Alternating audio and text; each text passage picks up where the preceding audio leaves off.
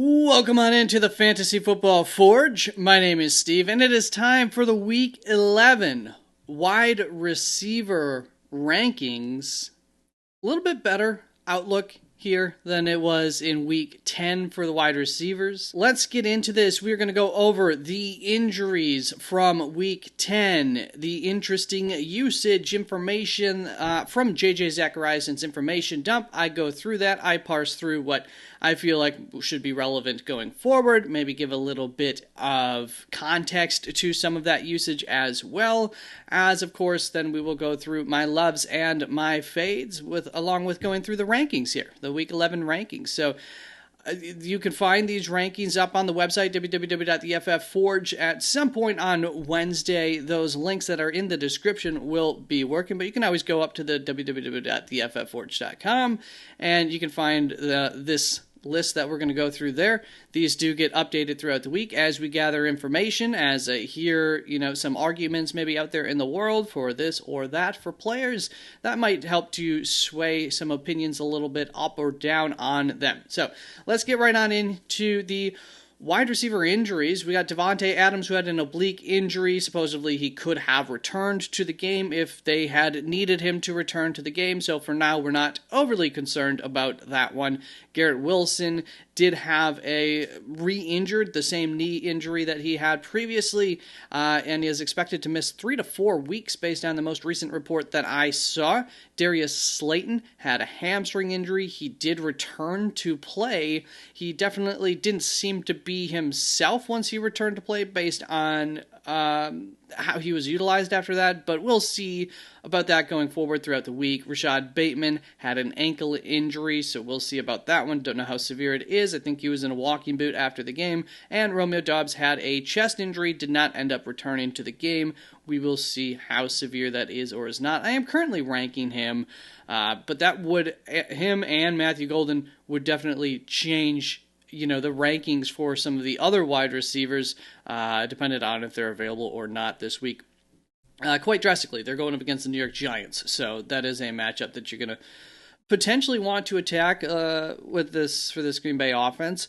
Then we've got the interesting usage information here. Tyler Lockett led the Raiders wide receivers with a 24% target share and 80% of the getting 80% of the route share as well. So that's some very strong usage right out of the gate. And you got to remember he's been with Geno Smith before, so maybe that has something to do with that. Darnell Mooney saw a 32% target share, so keep that in mind. He finally did get targeted again, and he has been slowly getting healthier, so maybe there's something on the horizon there. Alec Pierce is out-targeting Michael Pittman over the last 4 weeks of play. Devon Vele ran the most routes for the Saints. They're on bye this week, so we'll try to store that in the memory bank a little bit going forward. Luther Burden had a season-high 49% route share. Tedrow McMillan target share over the last 3 weeks has been 43.5%, 31.6%, and 34.8%. Wan'Dale Robinson has a 27% target share since the Malik Neighbors injury. Jakobi Meyers had a 48% route share his first week with Jacksonville. Parker Washington's target shares over the past 3 weeks have been 21%, 27%, and 29%. Those are good numbers. Jalen Knowles still ran the least routes in the wide receiver room. Keep in mind, of course, for the Parker Washington target, that does correlate very much with the injuries that have been going on in that wide receiver room. And then they did bring in Jakobi Meyers, who was only on for 48%, about half of the routes. You'd expect that number to go up, and so he might eat in a little bit to those. Parker Washington target share, but nonetheless, if BTJ does not return this week, then he's still a strong play. Jalen Knowles still ran the least routes in the wide receiver room for the Houston Texans, but we need to keep an eye on his usage. He had a 35% route share in Week 10. That was back up a little ways, even despite the return of Christian Kirk. New England wide receivers route run goes Mac Hollins had 30 routes that he ran. Stephon Diggs ran 28 routes. Kyle Williams ran 28, and Demario Douglas only ran 11. Tez Johnson had a big week, but also this was on his lowest target share since Week 4 at only 11.6%. So Yeah, I mean, he's a big play guy, so even if the targets aren't there, he can still come through for you, which is, overall, that's more of a good thing than a bad thing, I would say. And Emeka Egbuka have over a 30% target share for the second week in a row, the only 2 weeks across the entirety of the season where he has hit those marks, but of course, we can, for the short term at least, expect that to continue, if not for the rest of the season. Marvin Harrison, I mean, maybe not always to 30%, but a good target share should be coming his way pretty consistently. Marvin Harrison has hit his season high target share marks for 2 weeks in a row. 35% 2 weeks ago, the season high, and then 27% this last week, still higher than he had been getting previous to that. So, yeah, they've been getting the ball out towards Marvin Harrison quite a bit more consistently as of late. I think that is on purpose, and I think we should expect that to continue to some extent. Jauan Jennings hit his highest route share since week 7, and he hasn't gone below a 22% target share for 4 straight weeks. So, he was a love of the week, I think, for me last week. And it started out real hot. Kendrick Bourne had his lowest route share since week 2. Treylon Burks ran the second most routes for the Commanders' receivers, 50% of routes, so not an insanely high amount, but he did run the second most routes out of all of those receivers there. And Keenan Allen hits 60% or below route share for the third straight week in a row. So that is a pattern that is starting to become his regular usage. So if we don't see that spark up at any point soon, that's definitely concerning for that floor, which he was kind of already a floor play, so starts to make him a little less usable. For last week's loves and fades, how did we do? I gave you several Hail Mary loves, one of them being Darnell Mooney. I expected him to get a higher target share because of the Sauce Gardner covering Drake London, and he did get a higher target share, but it didn't really come to fruition. Christian Watson was one of the Hail Mary plays, so close to coming through, had a few big plays pulled back by penalties and whatnot, so almost happened. Hail Mary also to Darius Slayton. And once again, I mean, he did come through for you. If you used him in a pinch, it was good enough. It started out real hot. He gets that hamstring injury, and then after that, he's got like 1 or 2 targets, and there's like a catch for 6 yards, which obviously isn't his typical type of play anyways. I do think that the hamstring maybe made them utilize him a little bit differently once he came back in, or made him just less effective after that point. So unfortunate that we didn't get more from that. Jameson Williams was also a love of the week for me, and Jauan Jennings, so did good on the two non-Hail Mary loves of the week. And for the fades, I faded Khalil Shakir, Devonta Smith, and Deebo Samuel. So Deebo, you take away that touchdown, he did struggle. He struggled to get targets. He struggled to be effective on his yardage totals, but he gets the touchdown, which is why I refuse to put him too low in the rankings, despite fading him, of course.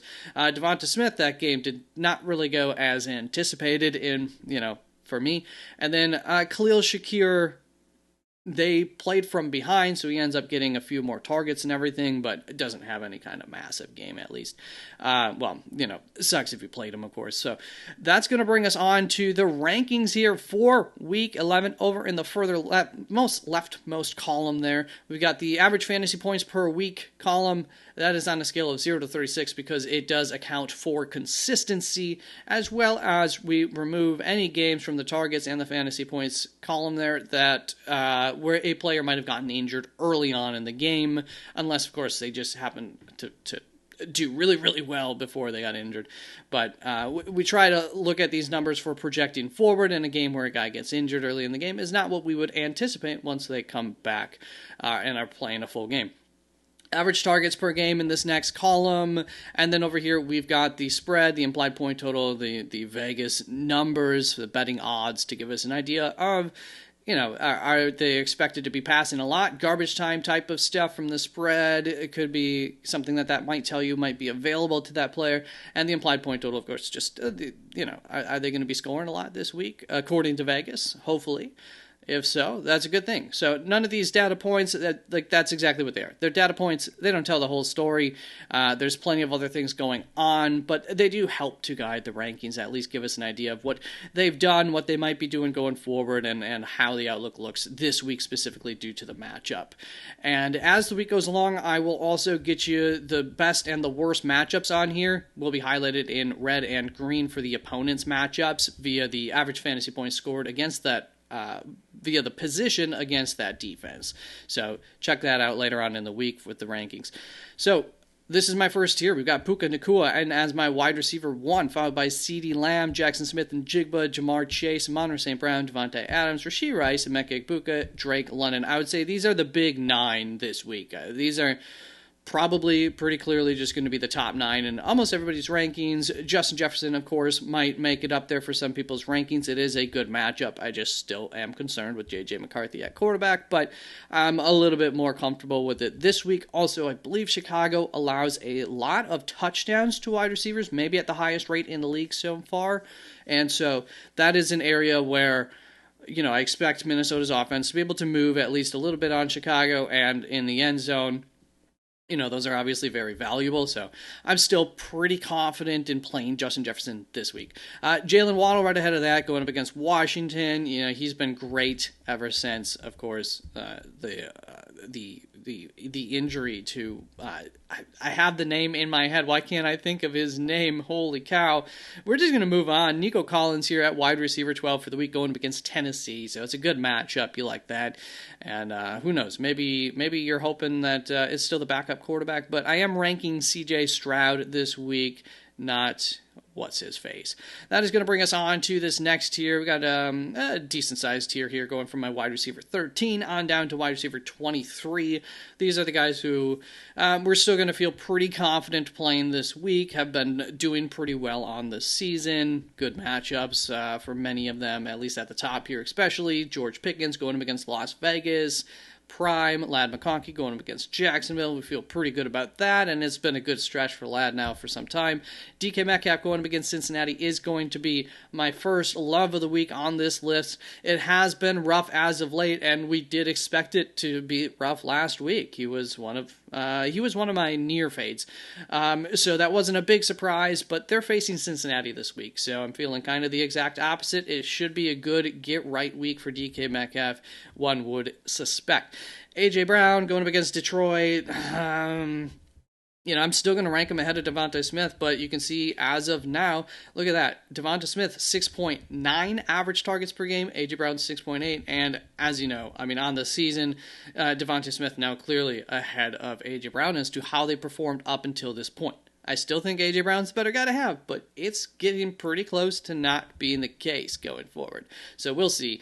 We'll see. Marvin Harrison Jr., like what I've seen from him as of late. San Francisco doesn't particularly, strike fear in me as a matchup. They've been a pretty good matchup for some time now in the season. They started out better than they've been. Zay Flowers going up against Cleveland. T. Higgins going up against Pittsburgh. That's a good matchup, so we're going to keep him up here as well. I think Jamar Chase, some people probably have him as wide receiver 1 on the week, understandably so, going up against Pittsburgh. Rome Odunze going up against Minnesota. Limited amount of, we're hoping for a touchdown in this game, which we might get, but not the best matchup in the world for Rome. Stephon Diggs going up against the Jets, feel pretty good about that. Devonta Smith going up against Detroit, feel pretty good about that for Devonta Smith, as good as you can feel for Devonta Smith ever, especially coming off of, he's been doing fairly well recently. And then Juwan Jennings going up against Arizona. It's not a fantastic matchup. Arizona's actually been pretty good, so I didn't want to get too high on him, but I've been ranking him higher than the rankers for the last several weeks. It came through last week. Hopefully it can come through again if you're having to use him now.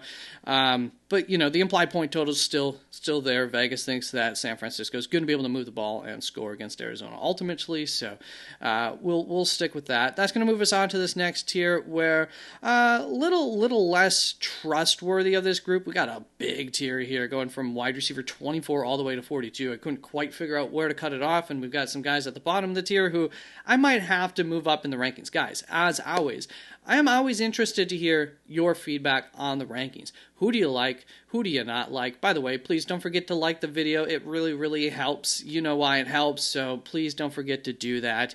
And subscribe if you're not subscribed yet. And every Thursday, 1 hour 45 minutes prior to kickoff, 1 hour and a half, somewhere in there, I go live for any start-sit questions, as well as Sunday mornings, 3 hours prior to kickoff. You can find me here for your start-sit questions as well, along with the most recent rankings up on the screen. And I do flex rankings. There's a link in the descriptions while I'm live as well to those flex rankings, and they'll be up on the website some point prior to the game on Thursday. So this next tier here starts off with Deebo Samuel. It's not a terrible matchup against Miami, but also it has been a bad matchup for wide receivers against Miami on the season because teams tend to run against them a lot. Now, I'm not especially high up on this Washington run offense. Vegas also thinks here Miami's the favorite in this game, so Washington might still have to continue to pass. So yeah, I'm not too afraid to play Deebo Samuel this week, and I think there's definitely arguments that we could get him higher in the rankings. Tetairoa McMillan going up against going to have Atlanta's been really good. AJ Terrell really good against number one receivers this year, so don't love that matchup for him this week. Could probably get him a little bit lower in the rankings. Romeo Doubs, I am currently ranking, but he might not play this week, so we'll see. But it is a good matchup, and, there's a reason this tier is so big. I mean, there's a lot of guys who deserve to be low-end wide receivers to high-end flexes at this point in time for multiple reasons. Near the bottom of this tier, you've got guys who maybe you're less confident in, but all have some really good matchups, and then you've got some guys who maybe have been getting some targets in this tier and are good receivers, but are in bad matchups. That's going to bring us on to a good matchup here, though. My second love of the week is Khalil Shakir going up against the Tampa Bay Buccaneers. Khalil Shakir, his best asset as a receiver is his ability to beat zone coverage, and Todd Bowles, the head coach there in Tampa Bay, is known for running a lot of zone blitzes specifically.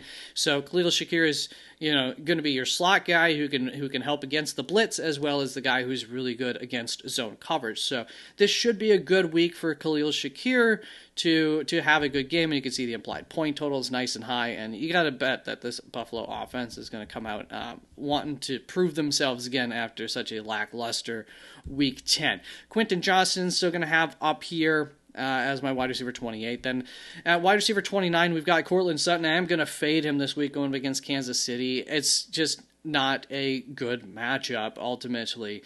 And in fact, you can see down there at wide receiver 38, I'm also fading Troy Franklin, once also going up against Kansas City. I'm just really not expecting this Denver offense to do well versus Kansas City. And it's not a good wide receiver matchup either. But, I haven't trusted this Denver offense. And for the most part, that has been more accurate than not throughout the season. They have had these, and even in games where they ended up coming through, it's in the fourth quarter. I just can't rely on that fourth quarter push that they've been relying on. So in a matchup in a bad matchup in general here, you can see the Vegas implied point total not too great either. I'm not too excited about playing Courtland Sutton or Troy Franklin this week. Jameson Williams going against Philadelphia. Obviously, that's going to provide some upside. He's been doing well. I think we talked a little bit about that in the interesting usage segment there. Keenan Allen, I'm not dumping him. I mean, it's been a good season. I'm not dumping him all the way. That was a weird offense. The Los Angeles Chargers offense had a tough time getting things going. I think it'll be a little bit easier to do that against Jacksonville here, but we'll see. Maybe not. Jacksonville can definitely put some pressure on quarterbacks at times. So, still might be a bit of a struggle there if Jacksonville does end up getting pressure on Justin Herbert. Then we've got Jordan Addison going against Chicago. I kind of like him this week, actually, but it's also just tough to trust him too much with J.J. McCarthy in at quarterback. They want to run the ball a lot, and it's a divisional game, too, so you never know how things will go. Wan'Dale Robinson, I'm going to fade him this week going up against Green Bay. Keyshawn Nixon will probably see plenty of Wan'Dale. I would think he's been pretty locked down for the most part this year, a little bit inconsistent, but when he's on one, he's on one. And I feel like Wan'Dale Robinson is the type of guy that he could probably handle. He's quite physical, so might be rough sledding for Wan'Dale. Might be a tough day for him to have a good day. Also, of course, I can't forget, Russell Wilson currently projecting him to be the quarterback due to the injury to Jackson Dart, concussion. So expecting Jackson Dart to miss 1 week. And, with Russell Wilson also at quarterback, plus it's just generally not a good wide receiver matchup anyways. But he could still get peppered with targets. So there's, once again, we can't put him too low in the rankings. Tez Johnson going against Buffalo, I feel pretty decent about putting him out there this week. Xavier Worthy going up against Denver. If Patrick Surtain were covering Rashee Rice this game or something, I don't know. Would Patrick Surtain cover Rashee Rice, though, because Rashee works from the slot so much? You got to think he would. I would be a little bit more higher up on Xavier Worthy in that case. But Surtain's not going to be there, so, Rashee Rice should be able to still dominate the targets here. Parker Washington going against the Los Angeles Chargers. It's not a great matchup for wide receivers, also not the scariest in the world, so there is some upside there. DJ Moore going against Minnesota, coming off of a really bad week. Minnesota teams don't pass a lot against Minnesota, generally speaking, so the opportunities could be fewer and farther between, making it tougher to have a good day. Troy Franklin is going to be my other Denver wide receiver fade of the week. We already covered that one. Looks like I have another fade that I didn't write out. We'll see who that is. Christian Watson going against the New York Giants, especially if we can get some injuries. I mean, we don't want that. But if Romeo Doubs is not playing this week, and if Matthew Golden were to not come back too, I mean, the height that we could get Christian Watson up at could go higher. And then really liking Rashid Shaheed this week. He is a love of the week for me. We're going to call Rashid Shaheed Tyler Lockett my Hail Mary loves of the week. Rashid Shaheed going against Los Angeles Rams in what could be the highest scoring game of the season. I mean, I'm expecting this to be a barn burner, and you're going to generally see that with my rankings of a lot of the players, especially quarterbacks, wide receivers, for these teams this week. Expecting there to be a lot of opportunity. Then we've got Tyler Lockett going up against Dallas. It's like the best wide receiver matchup that there is. So right behind that, I also have Trey Tucker. But I actually am going to go with Tyler Lockett over Trey Tucker this week by one spot. And I feel like we could get these guys higher, but I don't know. So we have that connection with Geno Smith. We saw it. He is the possession receiver. Expect him to be able to get open against these Dallas cornerbacks and him to be the primary target. Again, would be my thought process on this. Trey Tucker probably offers you a little bit more of a ceiling, just fewer opportunities to make that happen. Going to have to, be hyper efficient, which he can be at times. And against Dallas, it wouldn't be a shock if he was. So, I mean, should I get all three of these guys higher? Tyler Lockett and Trey Tucker higher up on this list? I definitely feel like we could once we get towards the Jordan Addison area of this list. I wouldn't be opposed to that. So, I don't know.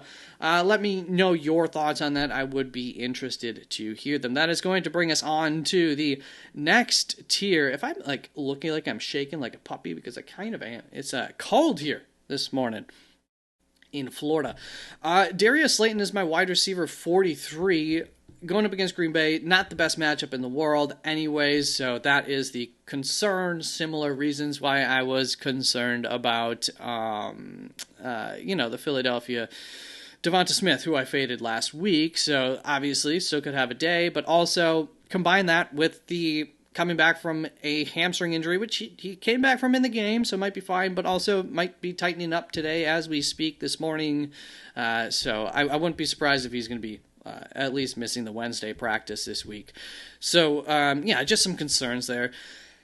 Chimere Dike, am I too high on him? The thought here is that he'll get a lot of targets and because Derek Stingley will be covering Alec Iomanner, and then that leaves Shimray to soak up a lot of targets. So I don't know. Am I too high on him?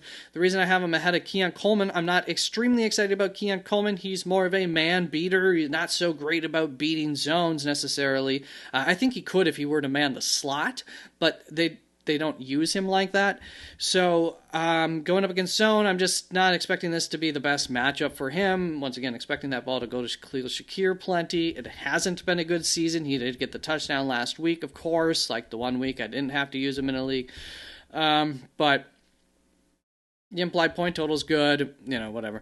Matthew Golden, expecting him to be able to come back this week, going up against the New York Giants, so there is some hope there. We're really into hope territory at this point of the rankings. Cooper Kupp going against the Rams, has been very up and down, and they add Rashid Shaheed there as well into the receiver room, so I would expect it to continue to be inconsistent, but I do expect this to be a higher scoring game here between Seattle and the Rams, so there is some opportunity there.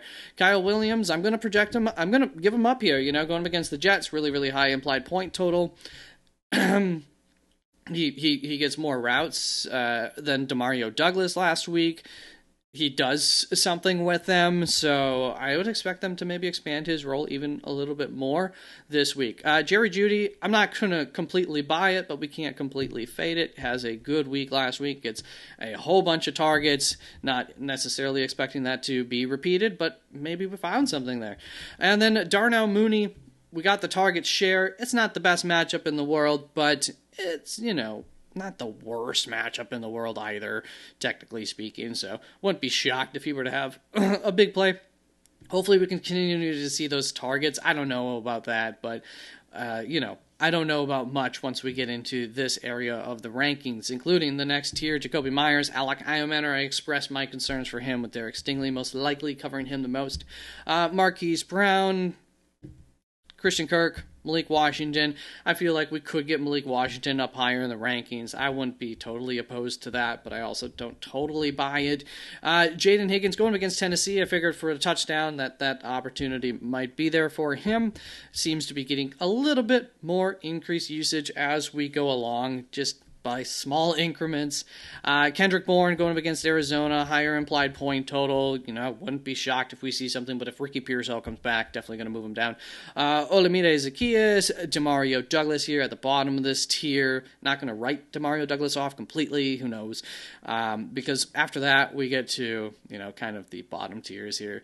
Going up against Dallas, I'll give the smallest of shots to Jack Besh. I'm really just going for upside with that pick. But Marvin Mims, tough matchup. Xavier Legette, obviously not the greatest to trust. Calvin Austin probably could have higher. Maybe I could have him at the top of the tier, but he also might be getting replaced by Roman Wilson a little bit going forward. So I don't know. Michael Wilson, he just does what he does. Jalen Lane offers you some upside, but fewer opportunities here against Miami. But who knows? Maybe that won't be the case this week for Washington, as they aren't even favored in that game. Luther Burden getting some more opportunities, but Minnesota doesn't allow, teams don't have to pass a whole lot against Minnesota. They just like to run a lot against them usually. Dontavian Wicks, another guy who could move up the rankings quite a bit depending on what that wide receiver room looks like by the end of the week. There are some guys we're not currently ranking that we could end up ranking by the end of the week. Rashad Bateman, Josh Palmer, Isaiah Bond, Diami Brown, Brian Thomas Jr., he might return. Tyquan Thornton, Kayshon Boutte might return, which would then change things with those New England wide receivers, of course. Garrett Wilson, we can just call that one out at this point. Torrey Horton, Ricky Pearsall might be coming back to practice this week. Calvin Ridley could return this week, so that would change some things, but I wouldn't get too excited about him regardless. And then already considered out Garrett Wilson, Jaden Reed, Travis Hunter, Josh Reynolds, Mike Evans, Chris Godwin, and Terry McLaurin. Doesn't sound like any of them will be available this week. So there you go. Those are the wide receiver rankings for Week 11. We've got the running back rankings coming this evening, so check that video out, please. Don't forget to like this video if you've made it this far, as well as the quarterback and the tight end rankings coming out tomorrow morning. So thank you very much. Peace out.